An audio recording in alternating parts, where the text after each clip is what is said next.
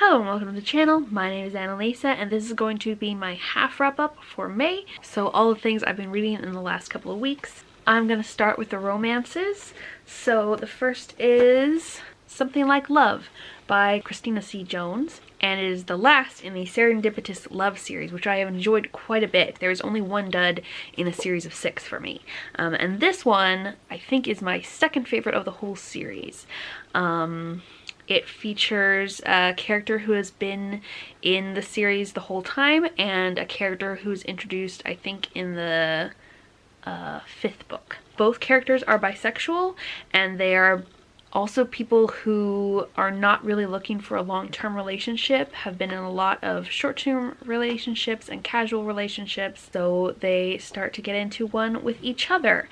It talks about how Eddie is frustrated with how he is treated as a bisexual person. He gets standard homophobia and then a special brand of biphobia where people don't believe he feels the way he feels and think they can change him and stuff like that. And his love interest talks a little about her experiences in that area, but not quite as much. She is a yoga instructor and he is a tattoo artist, and he starts going to yoga to help him feel more relaxed because he has a lot of muscle soreness, and that's kind of how they start to get to know each other. They also know each other through the circle of friends that is formed of a lot of the business owners in the area. And yeah, this was quite enjoyable. Okay, then I got Everything for You as soon as it came out. I pre-ordered it. And this is by Chloe Leese, and it is in a series called The Bergman Brothers, which features a lot of disability in addition to Own Voice's autism representation. And this one doesn't have, neither of the main characters are autistic, but one of them has chronic pain and a lot of musculoskeletal issues because he is a 34-year-old soccer player who has been quite hard on his body for his 15-year soccer career. And our other main character is a 24-year-old soccer player who, and they are on the same team, and he has anxiety. And I have both of those things to a certain degree as well. So that was cool to read about. Continue to love this whole family, the Bergman family, and how they are so sweet with each other, but they also have kind of complicated relationships. And this is one of the younger brothers, so he has felt kind of like he needs to live up to all his older siblings, because a lot of them are, one's a hockey star, one is a soccer star, one is a former soccer star who now owns a business that like helps make sports accessible for kids, for disabled kids, because he is partially deaf. He's got at least another sibling who owns their own business, and one who is a very successful modern artist, and his parents both had fairly big careers. So part of it is about him working through his self-worth issues and recognizing that his family will love him no matter what, and that his ambition should be for him rather than for anybody else. And our older soccer player is dealing with the fact that his career is coming to end because of all his physical issues and has a lot of problems around that. And so he and the 24-year-old have been being kind of for the last 2 years since they became on the same team. Their coach orders them to work it out so that they don't mess up the team dynamics, and makes them spend some time together. And when they do that, they realize that actually the other person is a lot better than they thought they were, and our grumpy older guy opens up about his feelings, and it's really nice. Then a couple of middle grades. One is Some Places More Than Others, which is about a 12-year-old girl who goes with her father on a trip to New York because he works for Nike and does lots of traveling for them, and something they bond over is she gets the new shoes that they sell first to staff when they come out. He is originally from New York and has family there who he has been somewhat estranged from, for reasons we have to wait to find out, because he won't talk to his daughter about them, because why would you do that? Why would you talk about your issues? But she has an okay relationship with the people he's estranged from because she's been able to talk to them on the phone. And her mother has facilitated those relationships, so she goes along partly for the purposes of helping her dad reconnect with these family members. It's a very sweet story, and there's a lot of stuff about Black history because they travel to a part of New York that is historically Black, and there are like statues on a lot of the corners of civil rights activists, and there are murals, and like the streets are named after Black civil rights activists. And yeah, there's an emphasis on reconnecting not just to your immediate family, but also to your wider family of people you share things with, and your broader ancestry and your farther back ancestry. So that was really, really cool. Then Wilderlore Accident, The Accidental Apprentice, I heard about from Anya again.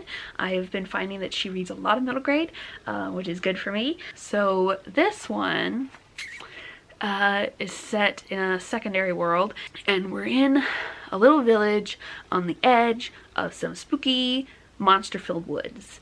And our main character is with his co-mushroom farmer apprentice, which is cool, and they get scared by some monsters who are slightly outside the forest into running into the forest, which causes them to meet some more monsters and the people who interact with the monsters, which this is an audiobook and the narrator had an English accent, so for a long time I thought that these people were the people who interact with the monsters were called law keepers. They're actually called lore keepers, as in Wilderlore, but guess what? English people pronounce law and law law and lore the exact same way. Lore in this case doesn't just mean the common meaning of knowledge, but it's a specific type of magic.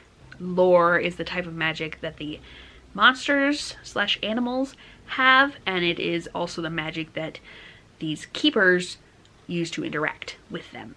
And so, of course, to kick things off, our main character accidentally bonds with a monster who becomes a tattoo on his shoulder, and now suddenly he is engaged in this lore keeping without wanting to be, because his ignorant little village thinks that lore keepers are bad people and only cause problems. And so the story as a whole is about him leaving his horrible little village and meeting up with other lore keepers and learning about stuff, and with his motivation for learning being that he wants someone to get rid of his tattoo and make it so that he isn't magical anymore, so he can go back to his town and just be normal for the rest of his life. Then 2 memoirs. First, I Am Malala, which, since I read a book that, like, hi Sam,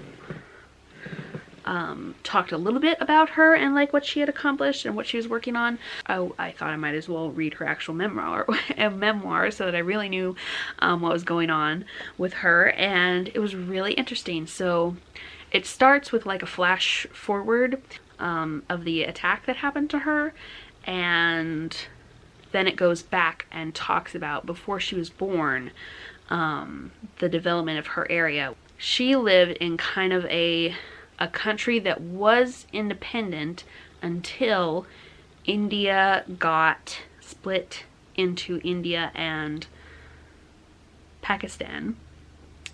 And then Pakistan kind of took over her little country, but they are still somewhat self-managed because Pakistan doesn't really send a lot of enforcers and law keepers. But the government that was originally there, it doesn't have all that much power, so it's a bit of a difficult area where there's like 2 different groups you might answer to, and they had a really hard time getting laws enforced sometimes, and also definitely a lack of social programs, a lack of school funding. And so she talks about how her father grew up, and then how he decided to start a school. And she talks about how he married her mother and all the money problems that they had, and the various how they had to start like several different schools at different times and move around because they ran out of money, or people were threatening them. And talks about that up until she was born and she started going to school, and her experiences with that, going back and forth between talking about what her family was experiencing and doing and what was going on in the larger scene of her country. And a lot of that is for the purpose of setting up how the Taliban came to be in power there. And that was really interesting because it reminded me a little bit of what happened in Germany after World War I, when people were very disenfranchised and poor. When someone came along teaching this horrible ideology, they latched onto it because they thought it could give them a better life. And kind of like in America, I am fairly certain that poor white people are the more likely to get radicalized and aimed at the wrong target, not of the people who are actually causing their problems. And so that was very interesting, and like made a lot of my gears turn in my brain about like comparing it to other situations and being like, and thinking about like how can we prevent people from being radicalized around the world. And it also talks about her fathers and then her kind of together activism, and how she started being an activist when she was very young. She was attacked at 14 and I think had been an activist since she was like 10 publicly, and was like speaking on the radio and doing like interviews with international people. So yeah, I feel like it increased my understanding of what was going on in Pakistan at that area by a lot. But it was also conveyed in an interesting way, maybe especially because she made it personal to how her family experienced the larger trends that were going on. Then I read or listened to The Story of My Life by Helen Keller. This was pretty short, only about 4 hours, and she wrote it when she was about 20. It came out in 1901 and she lived till 1968. I found out, not from the book because it hadn't happened yet, but I did some internet research after I finished it, that she was a founding member of the ACLU, which was really cool. Also, she dedicated the book to Alexander Graham Bell, which is because he kind of helped her and a lot of deaf people with like education and I think audio devices, because he was the phone person, right? But the thing is, and she probably didn't know this, he was a eugenicist, specifically against deaf people. He was very upset that some deaf people would get married to each other and have kids. So yeah, he's in the bad books of a lot of disability activists. But her, for example, she wasn't born deaf. She became deaf from a childhood illness, which actually happens a lot. Some disabled people are eugenicists. Unfortunately, internalized ableism can do that. Kind of doubt that she was. So those are the 6 books that I've been reading recently. There is a wolf-like creature on the cover of Wilderlore, and he is heavily featured in the book. So how about a wolf emoji if you feel like leaving one? And thank you so much for watching. Sometimes I don't get comments answered very quickly, if at all, but your comments really mean a lot to me. They make me feel really happy. Answering them makes me nervous, but reading them makes me happy, just because that's how my social anxiety works. But it's very validating to have people respond, even if it is just an emoji to say, hey, I was here. Because a lot of times, like when I'm commenting on other people's videos, sometimes I feel nervous about deciding what to say. I will see you in the next video. Bye. Pippin's been laying on the bed the whole time I've been videoing, so he's going to provide your post-video cat content. Yes, aren't you a sweetie? Oh, what a sweetie. You look at your face. Look at your little paw. Little paw. Oh, that's a little paw. That's a little paw. Yeah, you're a good boy. You're a good boy. Yeah.